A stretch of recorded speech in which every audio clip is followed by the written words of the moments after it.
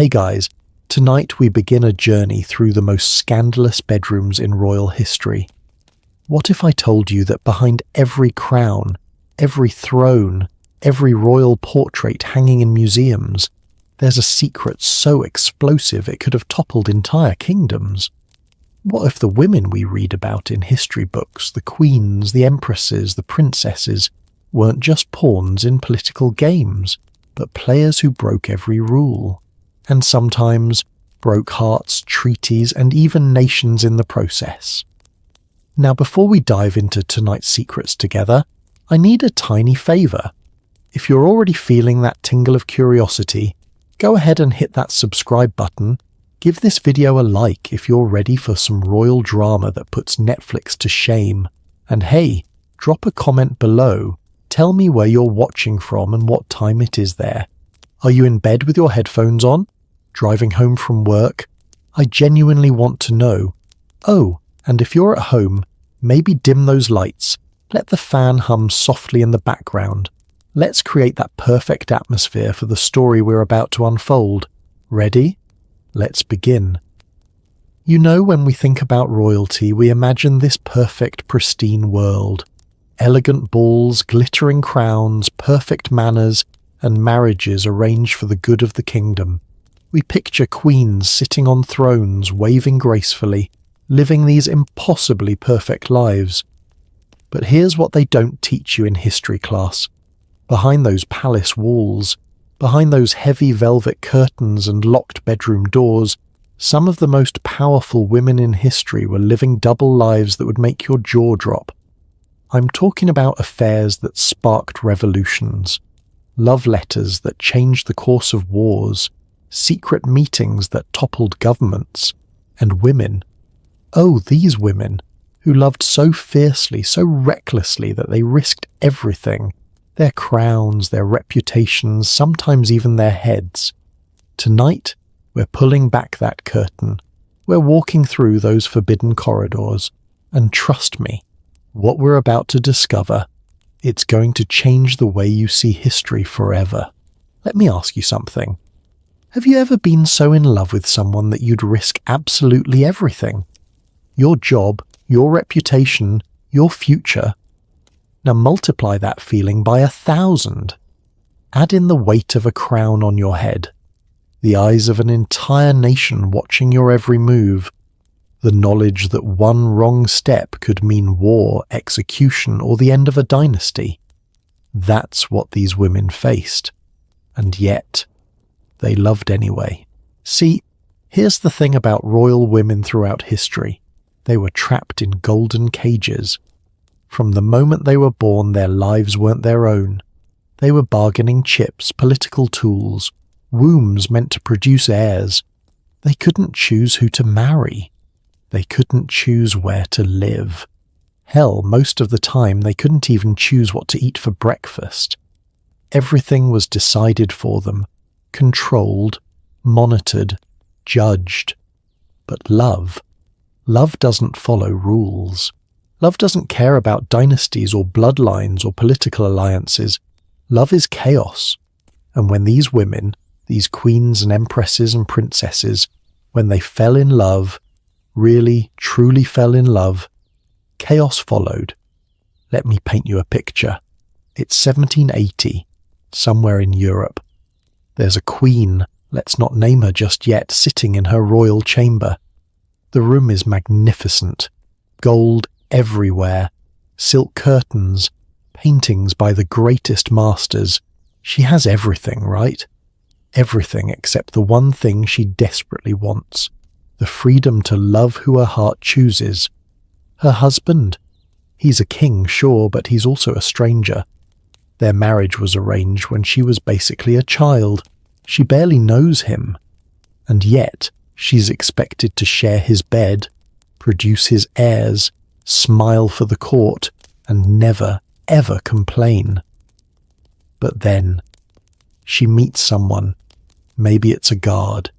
Maybe it's a diplomat from another country. Maybe it's her husband's best friend. And suddenly, for the first time in her life, she feels something real, something dangerous, something that makes her feel alive. Now here's where it gets interesting. Because this queen, and hundreds like her throughout history, she has a choice to make. Does she play it safe? Live a life of quiet desperation, following the rules, being the perfect queen everyone expects? Or does she risk it all for something real? And you know what most of them chose. They chose love. They chose passion. They chose to be human. Consequences be damned. According to historian Dr. Eleanor Herman, author of Sex with Kings, almost every royal court in Europe had what they called the Lover's Corridor, secret passageways built specifically for these forbidden affairs. Can you imagine? They literally designed palaces with adultery in mind. Because everyone knew, that these arranged marriages were shams and real love happened elsewhere. But here's the kicker. While kings could have as many mistresses as they wanted, it was practically expected queens. Oh, queens who strayed were playing with fire. A king's affair might result in some gossip, maybe an illegitimate child given a fancy title. But a queen's affair? That could mean execution. Why? Because if a queen had a child with someone other than the king, that child could inherit the throne. The entire line of succession could be thrown into chaos. Wars have started over less, so these women, they weren't just risking their hearts, they were risking their heads, literally. Let me tell you about one case that absolutely blew my mind when I first researched it. There was this queen. We'll get to her story in detail later in our series. But she was so in love with her secret lover that she used to send him letters written in invisible ink.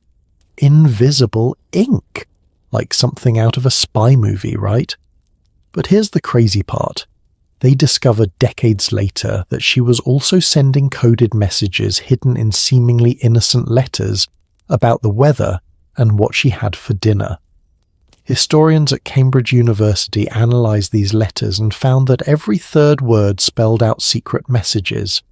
This woman was literally risking execution just to tell someone, "I miss you." Think about that. Think about loving someone so much that you develop an entire secret code, knowing that if anyone discovered it, you'd be charged with treason. And she's not alone. Throughout history, royal women developed the most elaborate schemes to be with the people they loved. Secret doors, loyal servants who'd risk their own lives to deliver messages, meetings disguised as religious pilgrimages, letters hidden in books, jewelry that opened to reveal tiny portraits. The creativity was, honestly, it was beautiful. Tragic, but beautiful. You know what's funny? We live in an age where you can love whoever you want. You can swipe right, send a text, meet someone at a coffee shop and just be together. No one's going to execute you for it. But back then, love was revolutionary.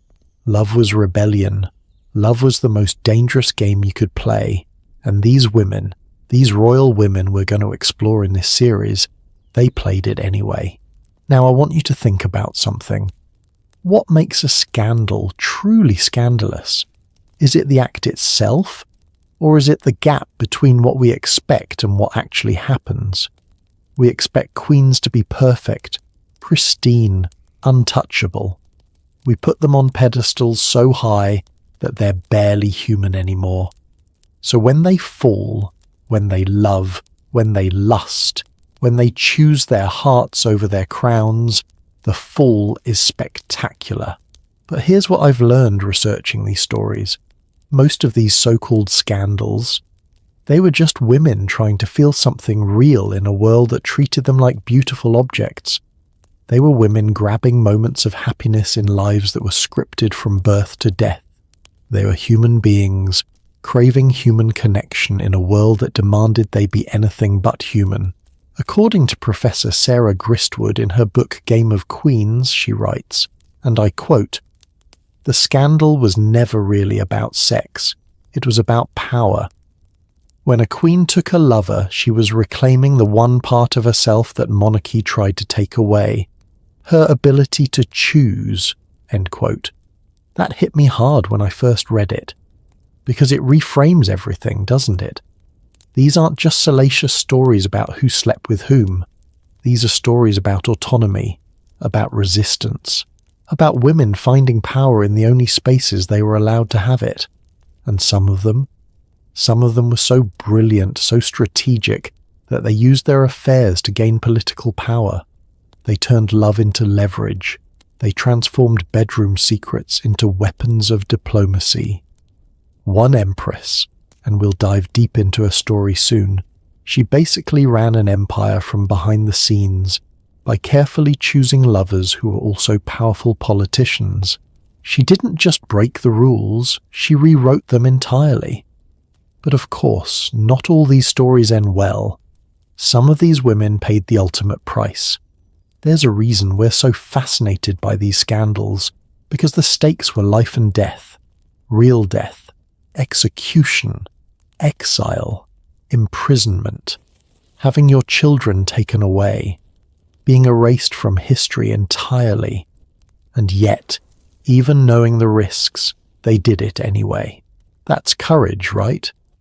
Maybe not the kind of courage we celebrate in history books, the battlefield kind, the conquering nations kind, but courage nonetheless. The courage to say, I am more than my crown, I am more than my duty, I am a woman who loves and desires and dreams, and I refuse to pretend otherwise.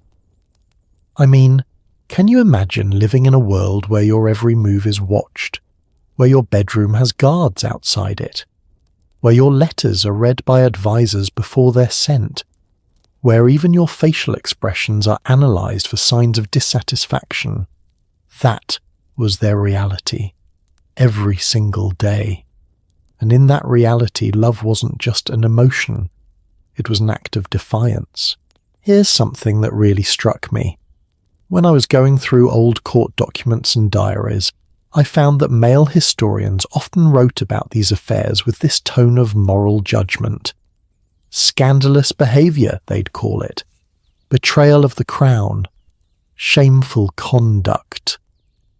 But when you read the women's own words, their letters, their diary entries, the things they actually said, there's no shame.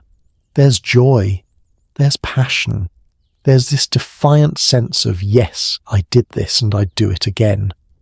One queen wrote in her diary, discovered years after her death, "They can take my crown, but they cannot take the memory of his hands in my hair, his whisper in my ear.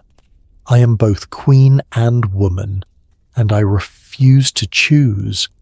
I mean, wow. Just wow. So as we embark on this journey together, and it's going to be quite a journey, trust me, I want you to remember something. These women we're going to meet, these queens and empresses and princesses, they're not so different from us. They wanted to be loved. They wanted to be seen as more than their titles. They wanted lives that felt real, not just lives that looked good in portraits. The only difference, the price they paid for wanting those things was infinitely higher. We're going to meet women who risked execution for a single night of passion. Women who started wars because they fell in love with the wrong person. Women who brought down entire dynasties because their hearts wouldn't follow the rules. And women who were so clever, so strategic, that they managed to have their affairs and keep their crowns too. Each story's going to take us to a different time, a different place. We'll walk through palaces in Russia, castles in France, imperial courts in China, royal chambers in England. We'll see how culture, religion, and politics shaped what was considered scandalous. Because here's a fascinating thing. What was shocking in one country was barely noticed in another. What got you executed in England might have been Tuesday in France. And through it all, we're going to see patterns. The same types of stories repeating across centuries and continents. Because human nature doesn't really change, does it? The settings change, the stakes change, but the heart wants what it wants, whether you're wearing a crown or a baseball cap. Before we wrap up tonight's introduction, I want to leave you with one thought. History is usually written by the winners, right? By the kings, the conquerors, the men in power. But these scandalous stories, they survive because they're whispered, they're gossiped about, they're too juicy to forget. So in a weird way, these shameful scandals have given these women immortality. Centuries later, we're still talking about them, still fascinated by their courage and their choices. They're remembered not for being perfect queens, but for being perfectly human. And isn't that what we all want, really? To be remembered not for the mask we wear, but for who we really are underneath. So here's what's coming next. In our next part, we're going to dive into the deep end. We're meeting Catherine the Great of Russia, a woman whose love life was so legendary, so scandalous, that rumours about it literally outlived her by centuries. We're talking about an empress who had more lovers than some people have had first dates. But here's the thing. She didn't just collect lovers like trophies. She was strategic. She was brilliant. She used love and sex as tools of power in a world that tried to use her as a tool. And the stories? Oh, the stories about Catherine are wild. Some are true, some are exaggerated, some are complete fabrications meant to destroy her reputation, but all of them are fascinating. We're going to separate fact from fiction, and trust me, the facts are stranger than any fiction. We'll explore how she went from a minor German princess to the most powerful woman in the world, how she overthrew her own husband to claim the throne, how she carefully chose each lover not just for pleasure, but for political advantage, how she managed to have a scandalous personal life while being one of the most effective rulers in Russian history. And we'll dive into those dark rumours too, the ones whispered about how she died. Because Catherine's story doesn't just teach us about scandal, it teaches us about how powerful women are portrayed, how rumours are weaponized, and how history can be twisted to diminish women who dared to claim power on their own terms. Get comfortable, my friends. Make sure you're subscribed because you won't want to miss a single episode of this journey. We're about to explore the most fascinating, scandalous, heartbreaking, and empowering stories from royal history.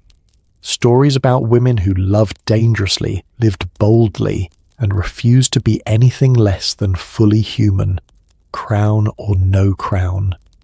The palace doors are opening, the secrets are ready to spill, and Catherine the Great is waiting for us in her bedchamber with stories that will absolutely blow your mind. See you in the next part, and trust me, you're going to want to bring popcorn for what comes next. Sleep well, if you can, after everything I just told you. So let's step into the bedroom of the most powerful woman in 18th century Europe. Picture this. It's a cold Russian night in 1762. The Winter Palace is buzzing with whispers. Guards are nervously pacing the halls, and in the centre of it all, there's a German princess who just did the unthinkable. She overthrew her own husband, the Emperor of Russia, and crowned herself empress. Her name, Sophie Friedrich Auguste. But history would remember her as Catherine the Great. And trust me, great doesn't even begin to cover it. Now you might be thinking, wait, didn't we just talk about royal scandals in general? Why are we focusing on Catherine? Well, my friends, because if royal scandals were a university, Catherine would be the tenured professor with a corner office. This woman didn't just have affairs, she turned them into an art form, a political strategy, and honestly, a masterclass in how to wield power in a world that tried to strip her of it. But here's what's fascinating. The scandal isn't really about how many lovers she had.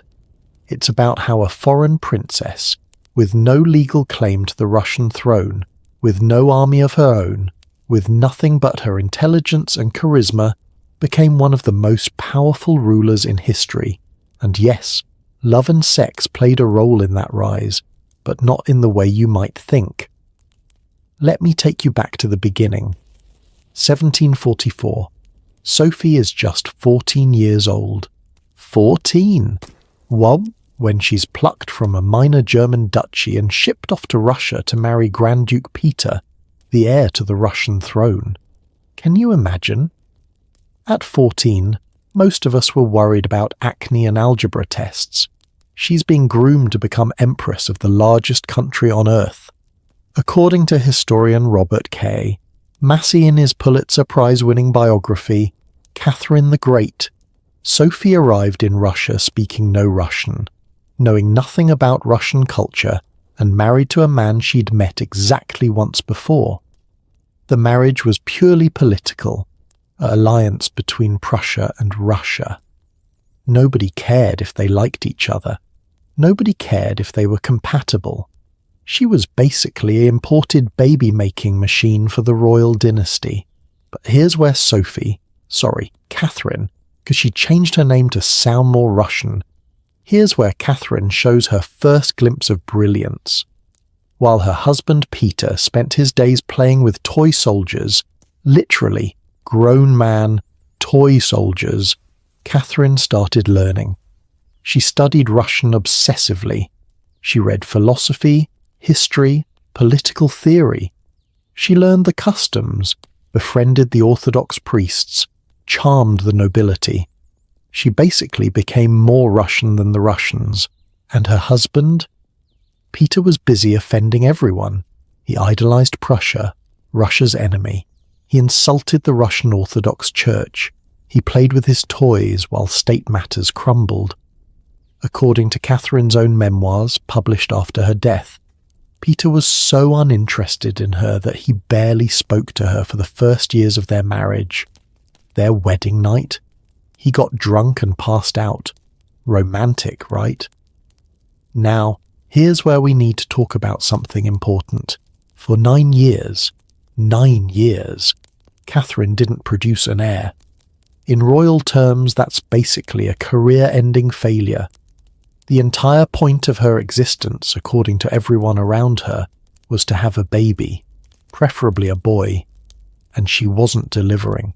The pressure was insane. Empress Elizabeth, Peter's aunt who ruled Russia at the time, was furious. The court was gossiping. Catherine's position was becoming more and more precarious. And here's the thing. Many historians believe Peter was either unable or unwilling to consummate the marriage. But of course, in those days, infertility was always the woman's fault. So Catherine made a choice. A dangerous, calculated, brilliant choice. She took a lover. His name was Sergei Saltykov, a handsome Russian nobleman. And according to most historians, including Simon Sebag Montefiore and Catherine the Great and Potemkin, he was almost certainly the father of Catherine's first child, Paul, born in 1754. The official heir to the Russian throne? Probably not Peter's son. Now let me blow your mind for a second. Empress Elizabeth knew. She knew. There's evidence she actually encouraged it because she needed an heir, any heir, to secure the dynasty. She allegedly even helped arrange private meetings between Catherine and Saltykov. Can you imagine?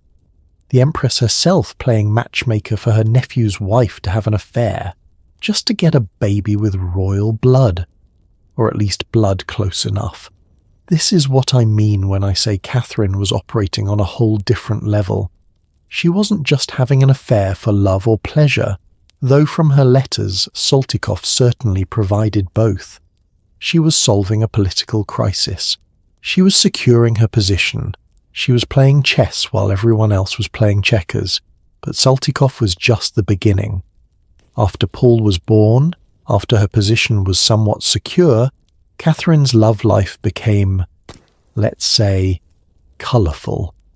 There was Stanisław Poniatowski, a Polish nobleman who she later helped become King of Poland. Yes, she literally made her ex-boyfriend a king. There was Grigory Orlov, one of 5 brothers who helped her overthrow Peter and seize the throne. And then, the big one, Grigory Potemkin. Oh, Potemkin. This deserves its own moment. Grigory Potemkin was different from all the others. He wasn't just a lover. He was possibly her husband. secret husband. There are historians who believe they secretly married in 1774, though it was never officially confirmed. According to the letters between them, discovered and translated by Douglas Smith in Love and Conquest, their relationship was intensely passionate, intellectually stimulating, and possibly the only time Catherine truly, deeply loved someone who was her equal. Their letters are absolutely wild. Catherine, the Empress of Russia, writing things like, "My darling, my soul, I love you and cannot live without you." Potemkin writing back with equal passion but also political advice, military strategies and philosophical discussions. They were lovers, yes, but also partners in ruling an empire. And here's what's beautiful. Even after the romantic phase ended, they remained best friends and political allies for the rest of their lives. Potemkin became one of Russia's greatest generals. He expanded the empire south, conquered new territories, and literally built cities. And Catherine trusted him with everything: her armies, her ambitions, her secrets. Some historians argue that Potemkin actually helped choose some of Catherine's later lovers. Like, imagine being so secure in your relationship that you help your ex-girlfriend/secret wife/empress pick out her next boyfriend. The emotional maturity alone is kind of impressive, in a weird way. But let's address the elephant in the room, because when people talk about Catherine the Great, there's always that rumour. You know the one. The horrifying, disgusting story about how she died involving a horse. Let me be absolutely clear. That story is complete garbage. Total fabrication. Catherine died of a stroke at age 67 in her bed, surrounded by her doctors. The horse story? It was propaganda created by her enemies to destroy her reputation even after death. And this is important to understand. Catherine had a lot of enemies. Powerful men who resented being ruled by a woman. Foreign governments who feared Russia's growing power. Nobles who she'd offended with her reforms. And they couldn't beat her while she was alive. She was too smart, too powerful, too popular with the Russian people, so they attacked her reputation instead. According to Dr. Hilda Hugenboom, professor of Slavic Studies at Arizona State University, the obscene rumors about Catherine, and there were many, not just the horse one, were specifically designed to delegitimize female power. If you can't beat a powerful woman politically, she writes, you attack her sexuality. You reduce her accomplishments to her bedroom activities. And man, did they try. They claimed she had hundreds of lovers. The actual number was probably around 12 to 15 over her entire life, which honestly, for someone who lived to 67 and was single for most of it, not that scandalous. They claimed she was a nymphomaniac, but her actual schedule shows she spent far more time working on state affairs than entertaining lovers.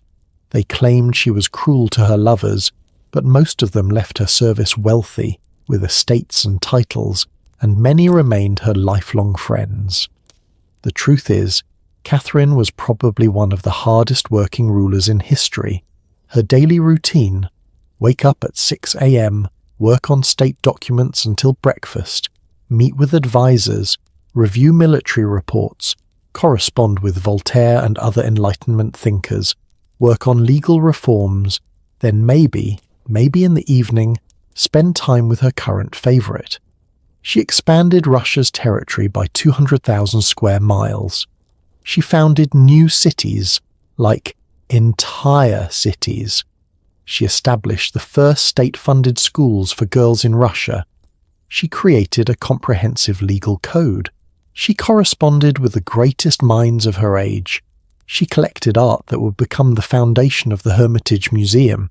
She turned Russia into a major European power. But what do people remember? The lovers. Always the lovers. And you know what? I think Catherine would find that both infuriating and kind of funny. Because here's what her enemies never understood. The lovers weren't a weakness. They were a strategy. Think about it. Catherine couldn't trust her nobles. Many of them resented her as a foreign usurper. She couldn't fully trust her generals. Military coups were common in Russia. She couldn't even trust her own son, Paul, who grew up to hate her. So who could she trust? Men who were completely dependent on her favor. Men who had everything to lose if she fell from power. Men whose loyalty was guaranteed by their position in her bed. It's actually kind of genius when you think about it. Each lover was carefully chosen. Grigory Orlov, military muscle to secure her coup. Potemkin, political and military genius to expand the empire. Platon Zubov, her last favorite. A young man who helped manage the increasingly complex court politics in her final years. Catherine herself once wrote in a letter, later published in the Memoirs of Catherine the Great, edited by Maura Budberg. The trouble is that my heart cannot be content even for an hour without love. But she also wrote, I never allowed my personal attachments to interfere with the interests of the state. Both statements were true. She loved deeply, passionately, often. But she also ruled brilliantly, strategically, always putting Russia first. There's this fascinating account from one of her advisors, Prince Mikhail Sherbatov, who was definitely not a fan of hers. Even he had to admit that whenever Catherine had a new lover, she worked harder, not less. It was like the emotional fulfillment energized her. She'd be up later, working on more projects, coming up with more reforms. Love didn't distract her from ruling, it fueled it. And maybe that's the real scandal. Not that she had lovers, but that she refused to choose between being a woman who loved and an empress who ruled. In a world that demanded she be one or the other, she insisted on being both. You know what's tragic? Catherine knew exactly how history would judge her. In her private writings, she worried about it constantly. She knew the rumors, knew the gossip, knew that future generations would probably focus on her bedroom rather than her achievements. And it must have hurt, knowing that despite everything she accomplished, her sexuality would become her defining feature in the public imagination. But here's the thing, Catherine didn't stop. She didn't become celibate to protect her reputation. She didn't marry some appropriate nobleman to silence the gossips. She kept living exactly as she chose, kept loving who she wanted, kept ruling as she saw fit. And in doing so, she became one of the longest reigning female rulers in history, 34 years on the throne. That's not scandal. That's defiance. That's courage. That's a woman who understood that she'd be criticized no matter what she did, so she might as well be happy while doing it. Let me ask you something. If you knew that no matter how hard you worked, no matter how much you achieved, people would still judge you for your personal life, would you have the strength to keep going? To keep achieving? To keep living authentically? Because that's what Catherine did. Every single day. As I was researching this, I found this beautiful quote from historian Virginia Rounding in her book, Catherine the Great, Love, Sex and Power. She writes, Catherine's tragedy was not that she loved too much, but that the world couldn't comprehend a woman who could both rule and love, who could be both powerful and passionate, who refused to diminish one part of herself to validate the other. And isn't that still relevant today?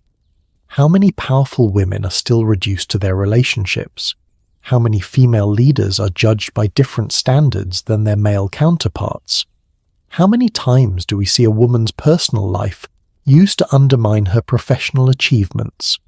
Catherine dealt with this over 200 years ago, and we're still dealing with it now. But here's what I want you to take away from Catherine's story. She won. Despite the propaganda, despite the rumors, despite the enemies who tried to destroy her legacy, she won. Today, we remember her as Catherine the Great, not Catherine the Scandalous, not Catherine the Promiscuous, the Great. Her achievements outlasted the gossip. Her legacy outlasted the rumors. She transformed Russia and left a mark on history that no amount of bedroom scandal could erase. So the next time someone tries to reduce a powerful woman to her personal life, remember Catherine. Remember that she faced the same tactics, the same smears, the same attempts to diminish her, and she rose above it all to become one of the most remarkable rulers in history. Now, speaking of remarkable, and speaking of scandals that just won't die, we need to talk about someone whose story is even more tragic than Catherine's. Someone whose affair didn't just ruin her reputation, it helped trigger a revolution that would change the world forever. I'm talking about Marie Antoinette, the queen who supposedly said, "Let them eat cake," except she never actually said that, which tells you everything about how history treats scandalous women. We think we know her story. The frivolous queen, the lavish spender, the out-of-touch aristocrat who partied while France starved. But what if I told you that the real scandal, the one involving Count Axel von Fersen and the diamond necklace affair, was far more complex and heartbreaking than any fairy tale villain story? What if Marie Antoinette's downfall wasn't about cake or spending, but about a young woman trapped in an impossible situation whose attempt to find love and happiness was weaponized to destroy not just her, but an entire monarchy? Because that's exactly what happened, and the affair at the center of it all. It's one of the most romantic and tragic love stories in history. We're talking secret letters, midnight meetings, a daring escape attempt, and ultimately, the guillotine. Marie Antoinette's story is going to break your heart, but it's also going to make you angry about how a woman's private life became public ammunition, how love became treason, and how a romance that should have been a footnote in history instead became the excuse to execute a queen. So grab your tissues, because we're about to walk through the gardens of Versailles, into the private chambers of the most famous and most misunderstood queen in history. Imagine being 14 years old and being told you're going to marry the future King of France. Sounds like a fairy tale, right? Now imagine that same fairy tale turning into a nightmare so complete, so devastating, that it ends with your head in a basket beneath a guillotine. And the worst part, the thing that sealed your fate wasn't politics or war, it was love, or rather, the accusation of love. Welcome to the tragic, beautiful, heartbreaking story of Marie Antoinette. Now I know what you're thinking. Marie Antoinette, the let-them-eat-cake queen, the one who partied while France starved. Yeah, that's the story we've all heard. But here's the thing, she never said let them eat cake. That quote, total fabrication, attributed to her years after she died. It's literally fake news from the 1700s, and that's kind of the perfect metaphor for Marie Antoinette's entire life. Because almost everything you think you know about her, it's probably wrong, or at least wildly exaggerated. The real story, the true story of this Austrian princess who became France's most hated queen, is so much more complex and tragic than the caricature history has handed us. Let's start at the beginning. 1770. Marie Antoinette is just 14. Seems to be a pattern with royal women, doesn't it? When she's shipped from Austria to France to marry the Dauphin, the future Louis XVI. This isn't a love match. This is a political alliance between the Habsburg Empire and France, sealed with the body of a teenage girl. According to historian Antonia Fraser in her definitive biography, Marie Antoinette: The Journey, the young Archduchess was so terrified on her wedding day that she could barely walk. But she put on a brave face, smiled for the crowds, and did her duty. That night she was led to the bedchamber of a 15-year-old boy she'd just met, and was expected to produce an heir to France. Except nothing happened. Not that night. Not the next night. not for 7 years. 7 years. Louis XVI, it turns out, had a medical condition that made intercourse painful and difficult. But of course nobody blamed him. The whispers at court all pointed to Marie Antoinette. She must be defective. She must be doing something wrong. She must be, God forbid, refusing her wifely duties. Can you imagine the pressure? Every month, courtiers would literally ask her if she'd gotten her period, because if she hadn't, maybe she was finally pregnant. Her every move was watched, analysed, gossiped about. Ladies of the court would gather around the marital bed to witness the consummation. Yes, you heard that right. An audience for sex. Privacy wasn't a thing when you were royal. And through it all, Marie Antoinette was just a kid. A lonely, homesick kid in a foreign country where everyone spoke a language she was still learning, where the customs were alien, where the Queen, Louis XV's Queen, absolutely hated her because she was Austrian, and France and Austria had been enemies for centuries. So what did she do? She escaped the only way she could, into a fantasy world of her own making. The gambling parties, the elaborate hairstyles, the fashion, the parties at the Petit Trianon, her private retreat. History remembers these as evidence of her frivolity. But Dr. Evelyn Lever, in her book Marie Antoinette, the Last Queen of France, argues they were survival mechanisms. She was a prisoner, Lever writes, who decorated her cell to make it bearable. And then, in 1774, everything changed. Louis XV died. Louis XVI became king, and Marie Antoinette, at just 18 years old, became Queen of France. Still no heir, still no consummation, still the whispers, the pressure, the judgment. Enter Count Axel von Fersen. Oh, this is where it gets beautiful and heartbreaking in equal measure. Fersen was a Swedish nobleman, tall, handsome, cultured, everything that Louis XVI wasn't. They first met at a ball in 774, and according to multiple historical accounts, including letters discovered in Swedish archives and published by historian Evelyn Farr in Marie Antoinette and Count Axel Fersen, it was instant attraction. But here's the thing, they didn't act on it. Not then. Fersen actually left France to avoid the temptation. He went to America, fought in the American Revolution alongside Lafayette.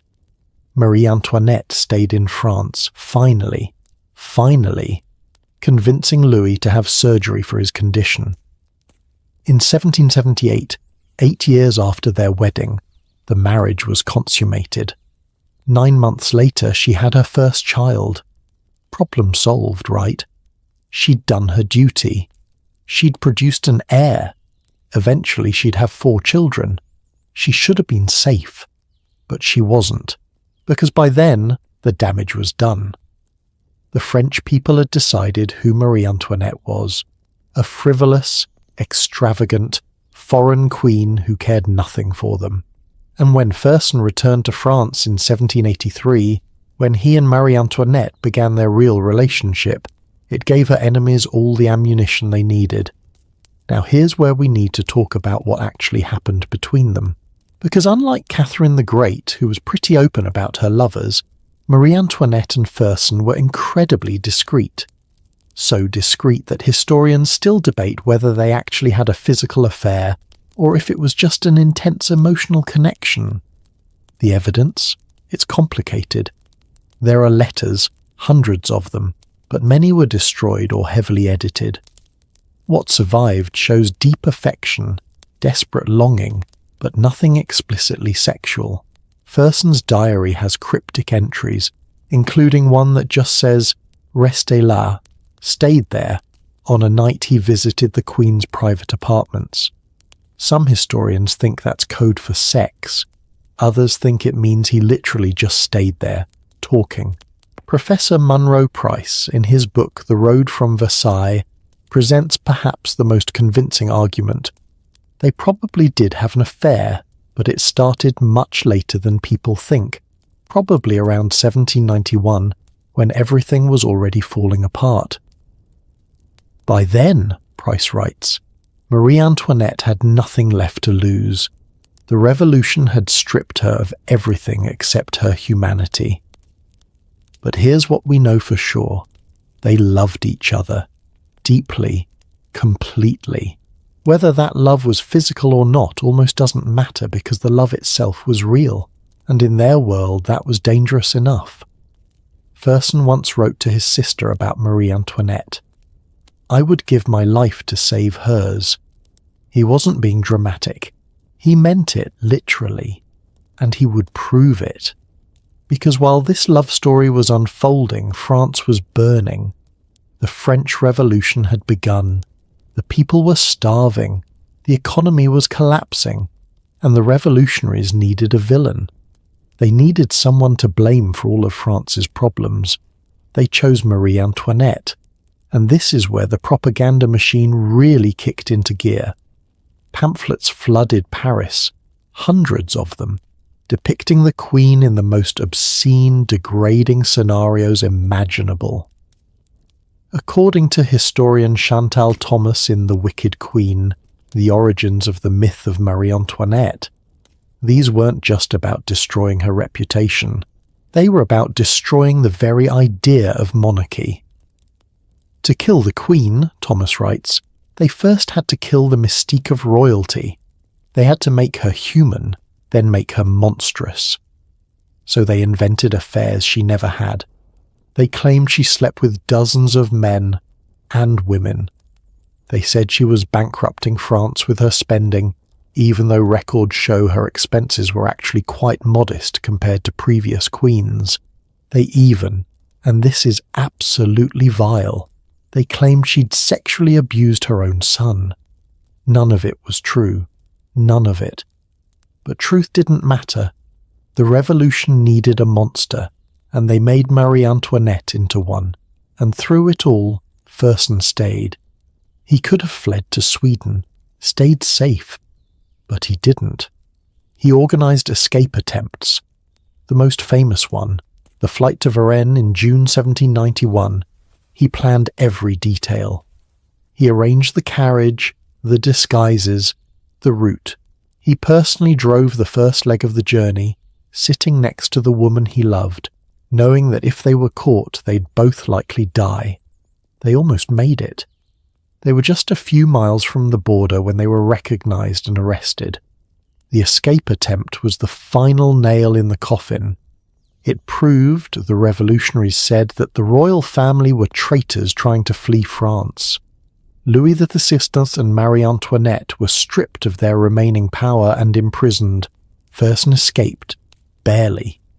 He would spend the rest of his life trying to save Marie Antoinette, leveraging every connection, every favour, every resource he had.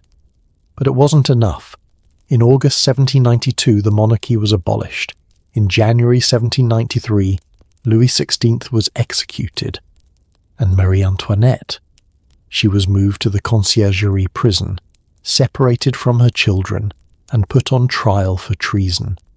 The trial was a sham. They accused her of conspiracy against France, of depleting the treasury, and then they went lower. They made her 8-year-old son testify that she'd sexually abused him. A child, coached and terrified, accusing his own mother of the most heinous acts. According to witnesses recorded in The Trial of Marie Antoinette by Caroline Weber, Marie Antoinette, who had sat silently through most of the trial, finally spoke. She stood up and said, "I appeal to all mothers present. Is such a crime possible?" Even some of her accusers were uncomfortable, but it didn't matter. The verdict was already decided before the trial began. Guilty. Sentence. Death by guillotine. On October 16th, 1793, at 12:15 p.m., Marie Antoinette was executed in the Place de la Révolution. She was 37 years old. They cut off her hair. They tied her hands behind her back. They paraded her through the streets in an open cart while crowds jeered. And then they killed her. Her last words?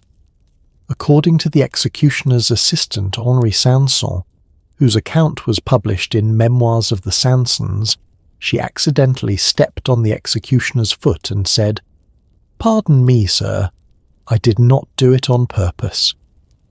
Even at the moment of her death she was apologizing, still trying to be polite, still trying to follow the rules she'd been taught as a child. Fersen was in Brussels when he heard the news. His diary entry from that day, preserved in the Swedish National Archives, is heartbreaking in its simplicity. She is no more. They're nothing. Just blank pages for weeks. He couldn't write, couldn't function. The love of his life was gone. He never married. For the next 17 years, until his own death, ironically also at the hands of a mob, Fersen wore a ring with Marie Antoinette's portrait. He kept every letter she'd ever sent him. He dedicated his life to her memory. Now here's the question we need to ask. Was Marie Antoinette's affair, real or perceived, responsible for the French Revolution? Did her relationship with Fersen somehow cause the death of the monarchy? No, absolutely not. The French Revolution happened because of decades of economic inequality, political corruption, and social injustice. It would have happened with or without Marie Antoinette, but did the scandal make it worse? Did the propaganda about her affairs make it easier to dehumanize her, to kill her, to destroy everything she represented? Yes, definitely yes. Professor Lynn Hunt, in The Family Romance of the French Revolution, argues that the sexual slander against Marie Antoinette was crucial to the revolution's success. They couldn't just execute a queen, Hunt writes. They had to first transform her from a symbol of divine right into a symbol of moral corruption. The sexual accusations weren't just about Marie Antoinette. They were about destroying the sacred aura of monarchy itself. And here's what kills me about this whole story. Marie Antoinette's real crime wasn't having an affair or spending too much money. Her real crime was being a woman with no power who was blamed for everything wrong with France. She was a scapegoat, pure and simple. She was a teenage girl married off to a stranger, expected to save a country that hated her before she even arrived, blamed for problems that existed long before her birth, and ultimately killed for crimes she didn't commit. And her affair with Fersen, whether it was physical or just emotional, whether it happened early or late in their relationship, it was the one real thing in her life. The one choice she made for herself in a life where every other choice was made for her. Can we really blame her for that? For finding love, or something like it, in a loveless marriage? For seeking comfort with someone who actually cared about her as a person, not just as a womb or a political pawn? I don't think so. And honestly, the fact that she's still being judged for it 230 years later says more about us than it does about her. You know what's fascinating? There's been this massive rehabilitation of Marie Antoinette's image in recent years. Historians have gone back to the primary sources, separated fact from propaganda, and discovered a much more nuanced person than the caricature we inherited. She wasn't a monster. She wasn't a saint either. She was just a woman, flawed, human, trying to survive in an impossible situation. She made mistakes, sure, but she also showed incredible courage at the end. She protected her children, she faced death with dignity, and she loved deeply and truly, perhaps the only real choice she ever got to make. Her story raises questions that are still relevant today. How do we judge powerful women? How do we separate truth from propaganda? How much of a public figure's private life is fair game for public consumption? When does scandal become a weapon? These aren't just historical questions. We're still grappling with them right now in our world of social media and 24-hour news cycles and celebrity culture. But there's something else in Marie Antoinette's story. Something about the price of being foreign, being female, being different. about how easily a person can be transformed into a symbol and how dangerous that transformation can be. The French Revolution needed its villain. Marie Antoinette was available, and once the mob decided she was guilty, no amount of truth could save her. It's a cautionary tale about propaganda, about scapegoating, about what happens when we dehumanize people to serve a political purpose. And it's a love story, a tragic one, sure, but also a beautiful reminder that even in the darkest circumstances, even when everything is falling apart, love can still exist. Maybe it can't save you. It didn't save Marie Antoinette. But it can make you feel human in a world trying to make you into a monster. Fersen and Marie Antoinette's love didn't change history, but it changed them. And maybe that's enough. Now, speaking of women who were used and abused by history, whose private lives became public spectacles, whose heads literally rolled because of accusations, both true and false, we need to talk about someone whose story is even more controversial. Anne Boleyn, the second wife of Henry VIII, the woman who was accused of adultery, incest, and witchcraft, the woman who lost her head not for what she did, but for what she couldn't do, give Henry a son. But here's the thing. Everything you think you know about Anne Boleyn, the seductress who stole the king from his rightful wife, the ambitious woman who destroyed a queen and split a church, yeah, that might all be propaganda too. Because the real Anne Boleyn, the historical Anne Boleyn, was brilliant, educated, religious, and possibly completely innocent of every charge against her. And the affair at the centre of her execution? It might never have happened at all. We're about to dive into one of the most famous executions in history and discover that the scandal that caused it was probably a complete fabrication. A lie so big, so carefully constructed, that it fooled the world for nearly 500 years.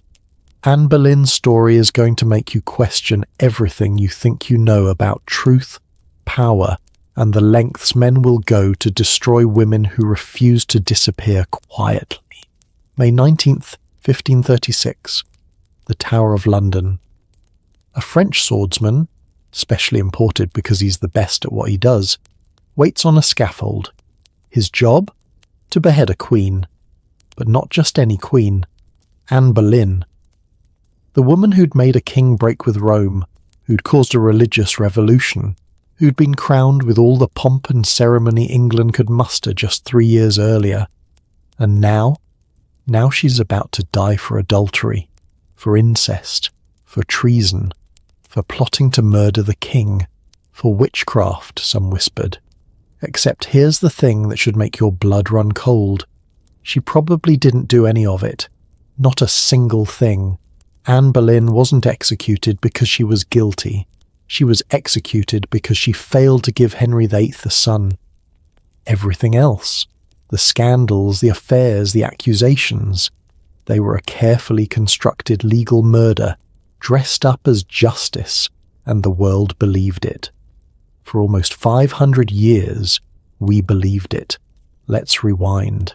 Because Anne Boleyn's story doesn't start with scandal, it starts with ambition. Not hers initially, but Henry VIII's. When Anne first caught Henry's eye around 1526, she wasn't some naive girl. She was about 25 years old, ancient by Tudor standards for an unmarried woman.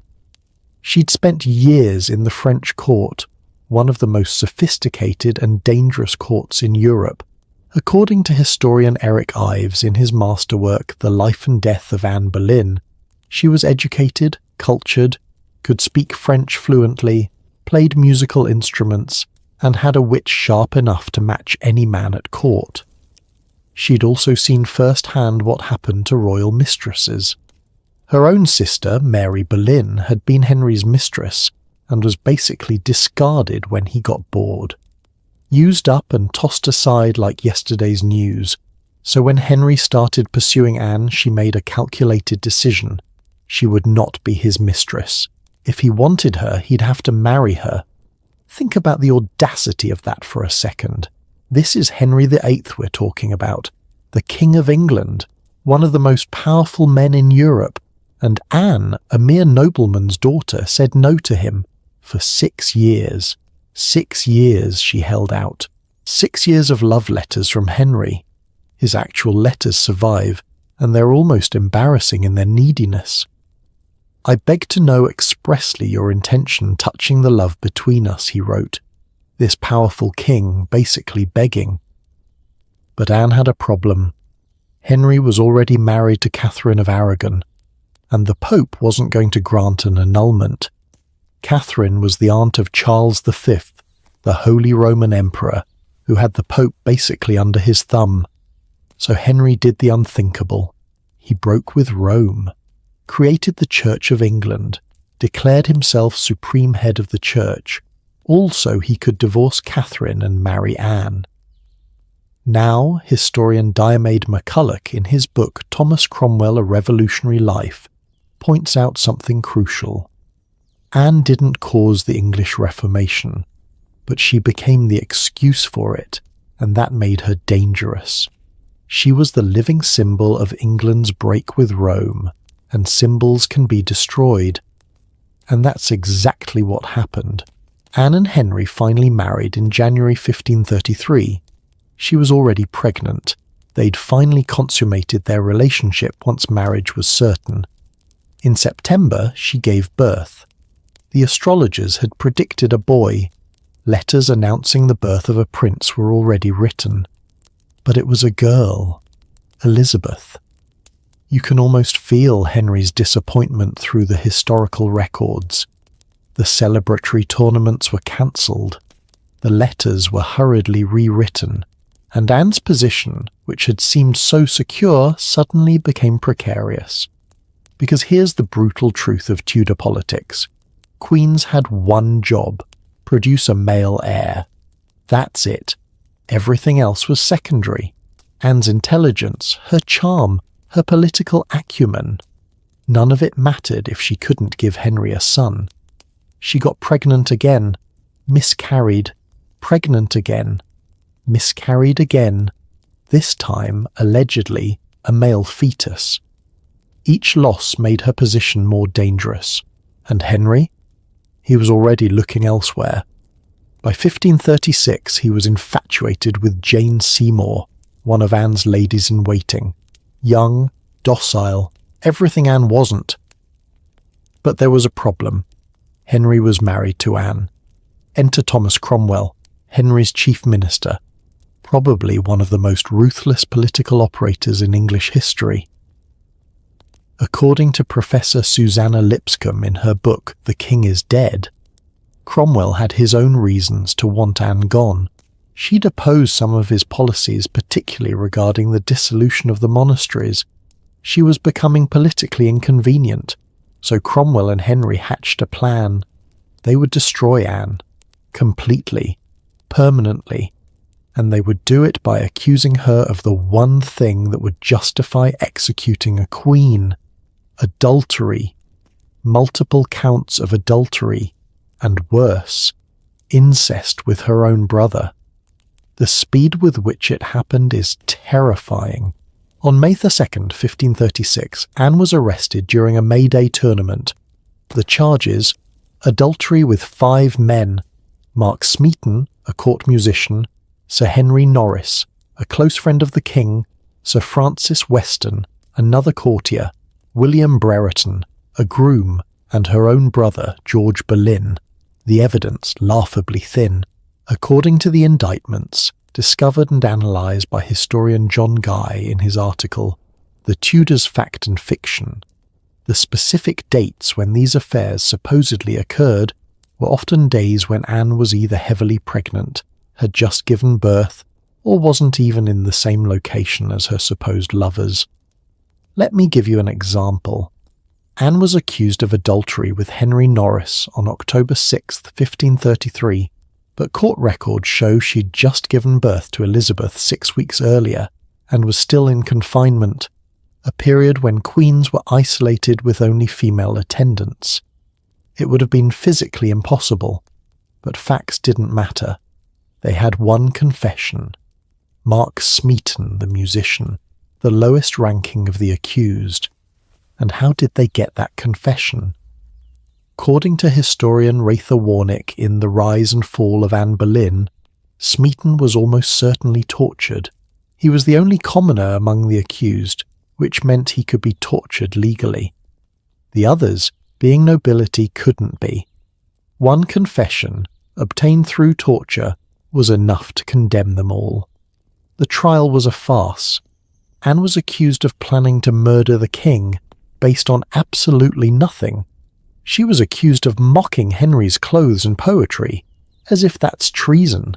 She was accused of saying she'd marry one of her supposed lovers after the king's death, though when or how she said this was never specified, and the incest charge against her brother George. That was particularly cruel. They claimed George had told his sister that Henry was impotent, which, given Henry's difficulty producing children, might have been true but was treasonous to say. The evidence?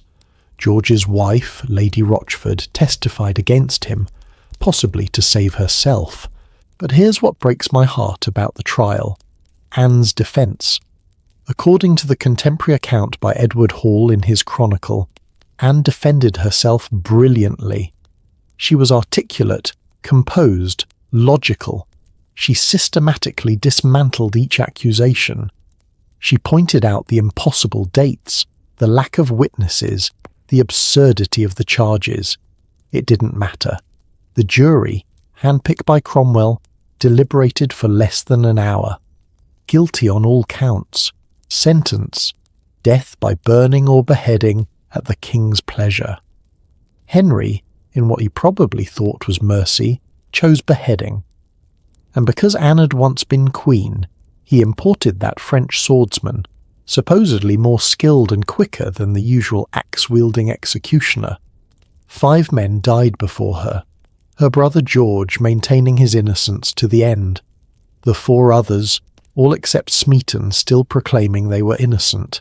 And then, on May 19th, just 17 days after her arrest, Anne Boleyn climbed the scaffold. Here's where Anne shows who she really was.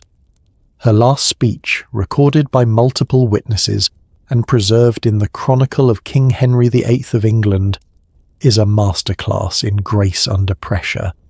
She didn't proclaim her innocence, which would have been treason. She didn't accuse Henry, which would have endangered her daughter Elizabeth. Instead, she said, "Good Christian people, I am come hither to die, according to law, and therefore I will speak nothing against it. I pray God save the king and send him long to reign over you, for a gentler nor a more merciful prince was there never, and to me he was ever a good, a gentle, and sovereign lord." Think about that. She's about to be executed for crimes she didn't commit, and she's praising the man who ordered her death. Why? Because she knew her daughter's future depended on Henry's goodwill. Even at the moment of death, she was protecting Elizabeth. Then she said something interesting.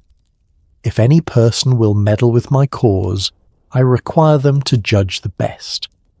Professor Greg Walker, in his book The Private Lives of the Tudors, interprets this as Anne's coded way of proclaiming her innocence. Judge the best, judge favourably, judge the truth. It's subtle, but it's there. She removed her headdress, tucked her hair carefully into a cap. She didn't want anything to interfere with the sword, and knelt down. Her last words were, "To Jesus Christ I commend my soul. Lord Jesus, receive my soul." The swordsman was so skilled she never knew it was coming. One swift stroke. Anne Boleyn was dead at about 9 a.m. She was somewhere between 28 and 35 years old. Historians still debate her exact birth year. They didn't even have a proper coffin ready. According to the account in the letters and papers of Henry VIII, her body was placed in an old arrow chest and buried in an unmarked grave in the chapel of St. Peter ad Vincula, within the Tower of London. The next day, the very next day, Henry got engaged to Jane Seymour. He married her on May 30th, 11 days after Anne's death. And here's the sickest part.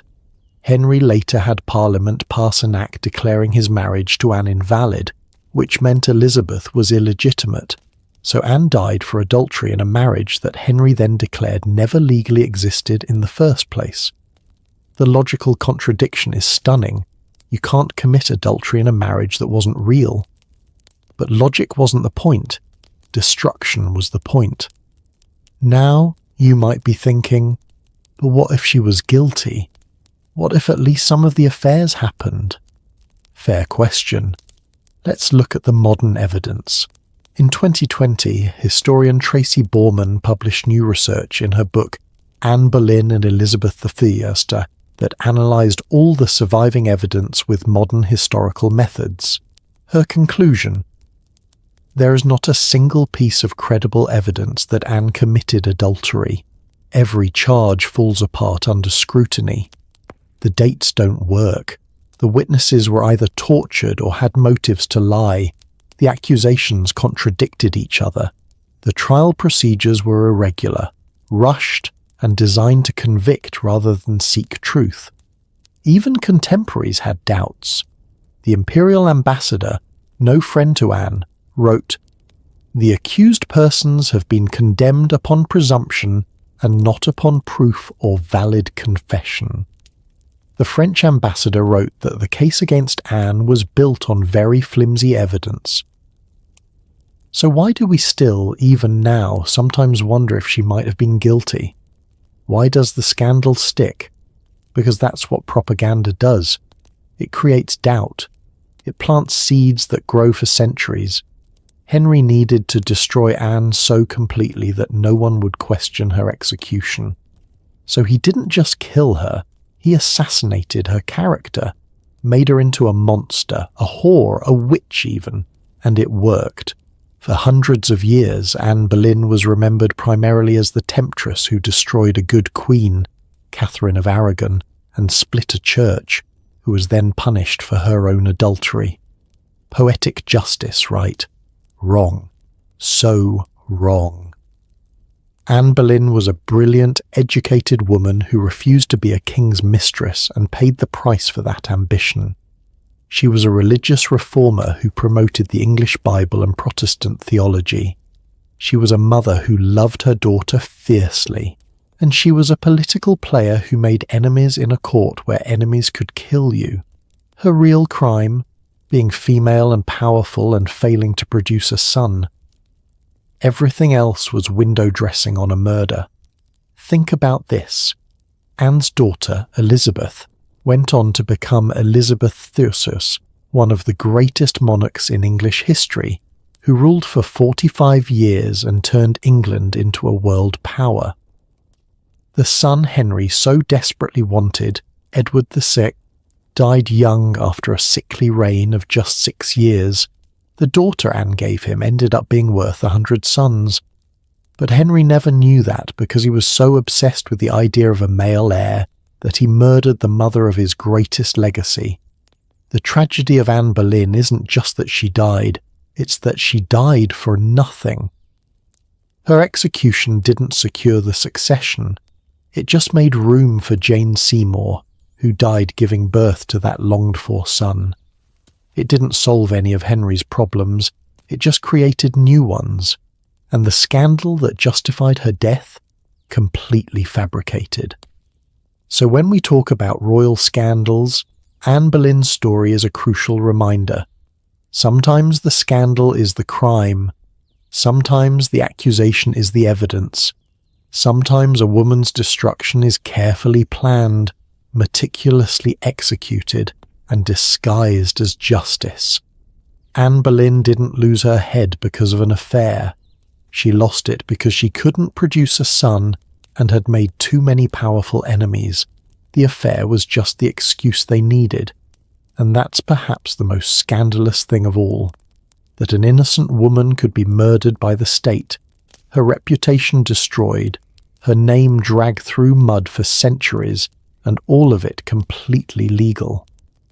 Have you ever been accused of something you didn't do? Had your reputation attacked based on lies? Now imagine you can't defend yourself without risking your child's future. Imagine the only way to protect the people you love is to accept the lie and die with dignity. That was Anne Boleyn's impossible choice, and she handled it with more grace than most of us could manage. You know, we've been talking about women from different centuries, different countries, different circumstances, but there's a pattern emerging, isn't there? Catherine the Great, Marie Antoinette, Anne Boleyn, all of them had their sexual lives weaponized against them.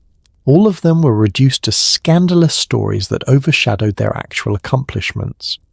But what if we flip the script entirely?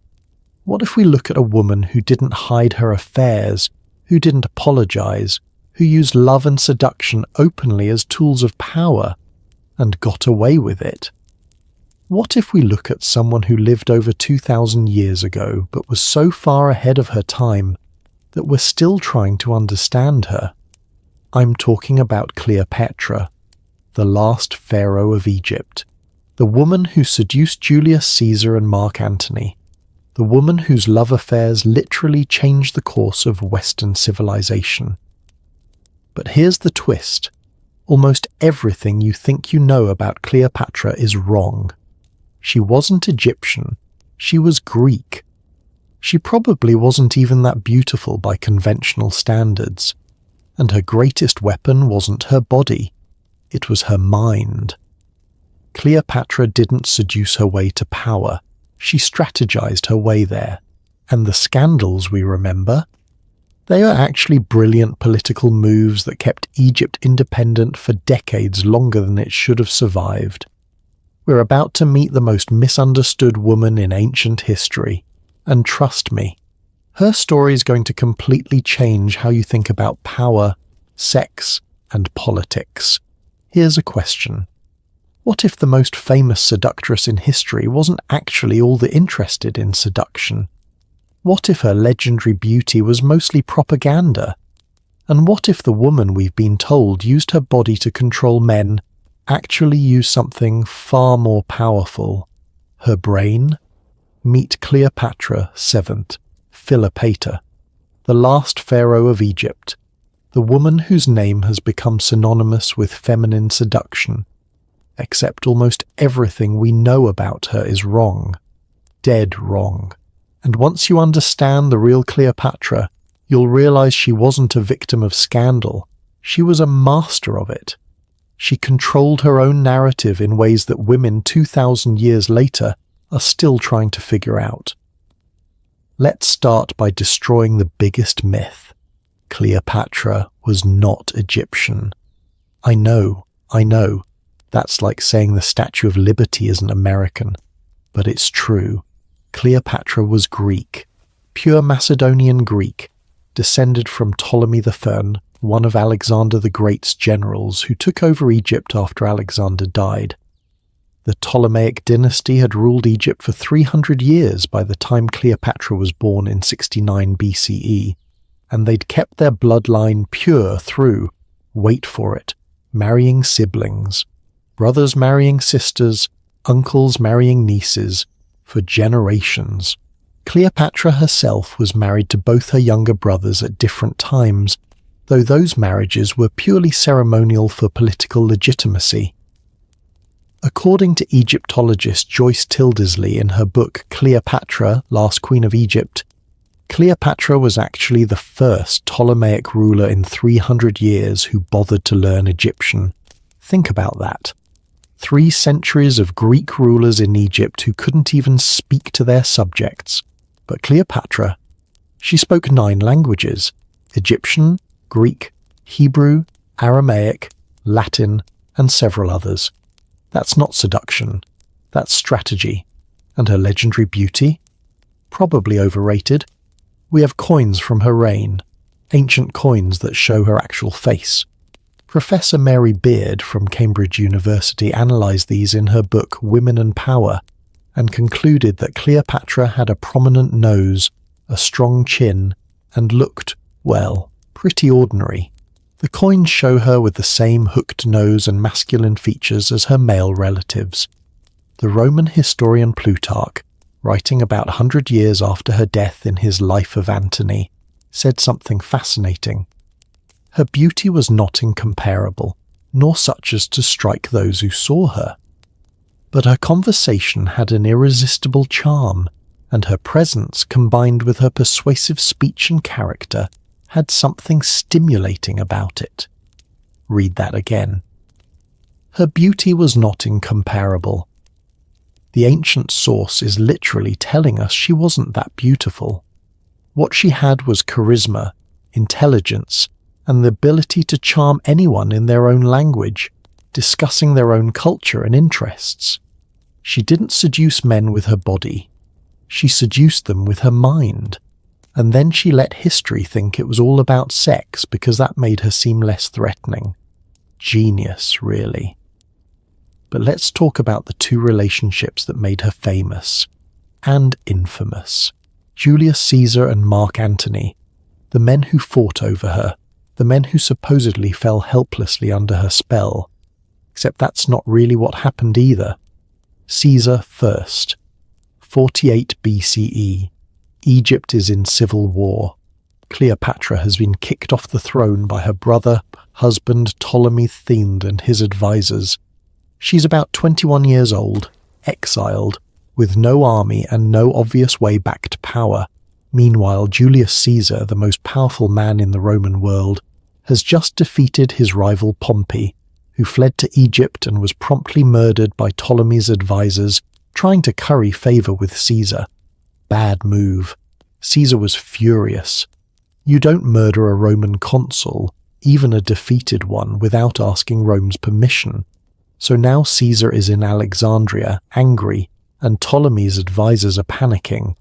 This is where Cleopatra makes her legendary entrance. The story you've heard, probably from movies, is that she had herself smuggled into Caesar's presence rolled up in a carpet, and when she unfurled, Caesar was so smitten by her beauty that he immediately took her side. Romantic, right? Except according to Plutarch's actual account, she was smuggled in a bed sack, basically a laundry bag, and the point wasn't seduction. It was demonstrating courage and cleverness. Professor Stacy Schiff, in her Pulitzer Prize-winning biography Cleopatra: A Life, explains, she was proving she was bold enough and smart enough to sneak past enemy lines to present her case. That's what impressed Caesar, her audacity. And let's be real about Caesar for a second. The man was 52 years old. He'd seen everything, done everything, conquered most of the known world. You think he was going to risk a major political alliance just because a pretty girl showed up? Please. What Cleopatra offered Caesar was much more valuable than beauty. She offered money, grain, and the legitimacy of the oldest continuous civilization in the world. Egypt's wealth was legendary. Its grain fed Rome, and Cleopatra as pharaoh controlled it all. So yes, they became lovers. They had a child together, Caesarion, little Caesar. But this wasn't some helpless seduction. This was a political partnership between two of the smartest political operators of their age. Caesar got Egypt's resources. Cleopatra got Rome's military might to secure her throne. When Caesar left Egypt, he left behind 3 Roman legions to protect Cleopatra.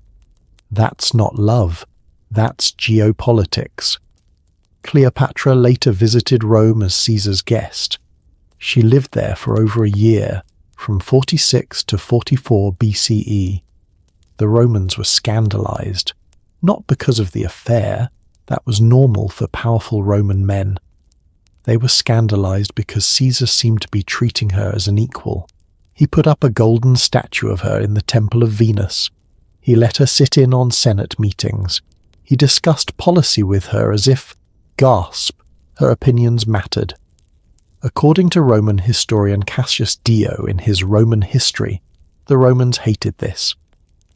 It was one thing to bed a foreign queen, Dio wrote, quite another to take her counsel seriously. And then, in 44 BCE, Caesar was assassinated. Cleopatra was still in Rome. She packed up, grabbed her son, and got out of there fast. Rome descended into civil war. The forces loyal to Caesar, led by Mark Antony and Octavian, versus the assassins and their supporters.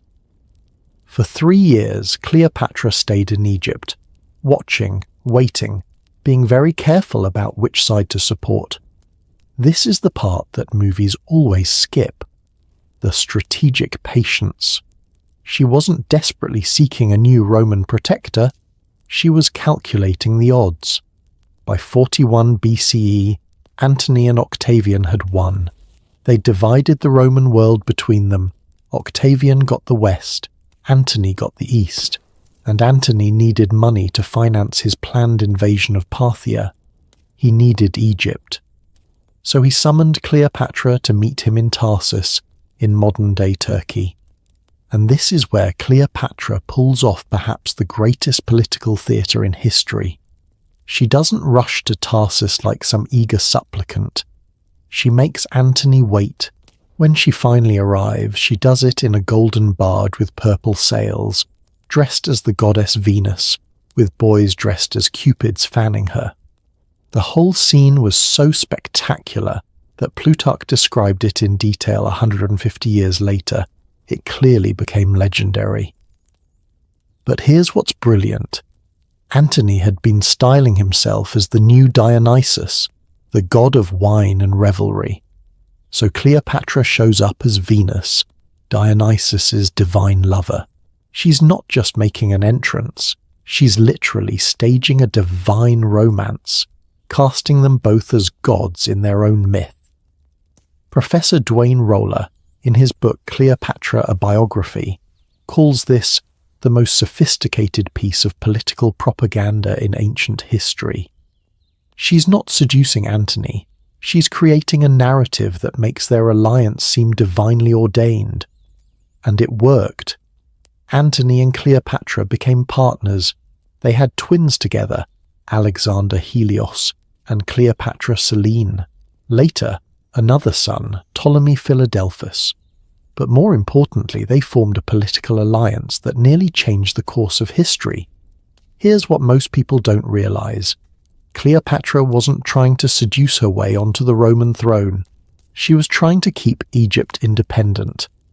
For 300 years, the Ptolemaic dynasty had survived by playing Rome's internal politics, supporting one faction against another, making themselves too valuable to conquer. Cleopatra was doing the same thing, just on a grander scale. According to papyrus documents discovered in Egypt and analysed by Professor Adrian Goldsworthy in Antony and Cleopatra, she was actively running Egypt throughout this period, implementing economic reforms, managing agricultural production, conducting diplomacy with other kingdoms. She wasn't just Antony's mistress, she was a pharaoh managing a major power. But there was a problem. Octavian, Caesar's adopted son, now calling himself Augustus, and he hated Cleopatra. Not because of any affair, Octavian didn't care about that. He hated her because she was Antony's ally, and Antony was his rival for ultimate power in Rome. So Octavian did what Roman politicians did best. He launched a propaganda campaign. And this is where the seductress Cleopatra myth really gets created. Octavian spread rumors throughout Rome that Cleopatra had bewitched Antony, that she'd used drugs and magic to enslave his mind, that she was forcing him to betray Rome. According to these stories, Antony, one of Rome's greatest generals, Caesar's right-hand man, had become so besotted with this foreign temptress that he'd abandoned all Roman virtues. None of it was true. Antony was making calculated political decisions about where power lay in the Roman world. But Octavian made it about sex, about seduction, about a dangerous foreign woman corrupting a good Roman man. Sound familiar? It's the same playbook we've seen used against Catherine, Marie Antoinette, Anne Boleyn. When you can't beat a powerful woman politically, you attack her sexuality. Professor Shelley Haley, in her article Cleopatra, Octavian and the Battle of Actium, published in the journal Women's Studies, argues that Octavian's propaganda was so effective that it survived for 2,000 years. We still see Cleopatra primarily as a seductress rather than a politician because Octavian won, and winners write history. The war came in 31 BCE, the Battle of Actium, Antony and Cleopatra's fleet against Octavian's. The accounts of the battle are confused. Everyone tells it differently. What's clear is that Antony and Cleopatra lost. They fled back to Egypt. For a year they tried to negotiate to find some way to salvage the situation. Cleopatra apparently offered to abdicate in favour of her children if Octavian would let them rule Egypt as client monarchs. Octavian refused. He wanted Egypt's wealth for Rome, and he wanted Cleopatra either dead or in chains as a prisoner for his triumph. In August of 30 BCE, Octavian's forces entered Alexandria. Antony, hearing a false report that Cleopatra was dead, fell on his sword. He didn't die immediately. Roman suicide was often botched. Swords weren't that efficient. According to Plutarch, he was carried to Cleopatra's mausoleum where she'd barricaded herself, and he died in her arms. Cleopatra was now alone. She was 39 years old. She'd ruled Egypt for 22 years. She'd allied with the two most powerful Romans of her age. She'd borne children who were supposed to inherit kingdoms, and now it was over. She tried to negotiate with Octavian one last time. Ancient sources suggest she even tried to charm him, but Octavian was immune. Unlike Caesar and Antony, he didn't need Egypt's alliance. He already had Egypt's submission. And unlike them, he saw through her to the political calculator beneath the performance. On August 12th, 30 BCE, Cleopatra died. The cause? That's where things get interesting. The official story, the one everyone knows, is that she committed suicide by letting an asp, a poisonous snake, bite her. Dramatic. Symbolic. The cobra was a symbol of Egyptian royalty. Perfect ending to a legendary life, right? Except Professor Joyce Tildesley points out that cobra bites are incredibly painful, and death can take hours. Why would Cleopatra choose such a horrible death? Plus, Octavian's guards were watching her. How did she get a snake past them? Some historians, including Christoph Schaefer in his book Cleopatra, now believe she didn't use a snake at all. They think she used a poison cocktail, opium, hemlock and aconite. Quick, relatively painless and easy to hide.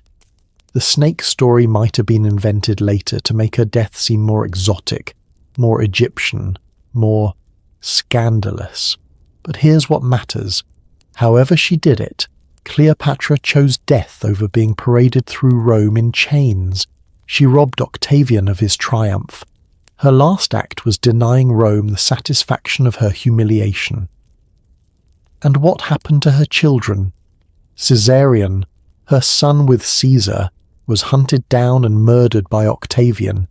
Couldn't have a rival Caesar running around.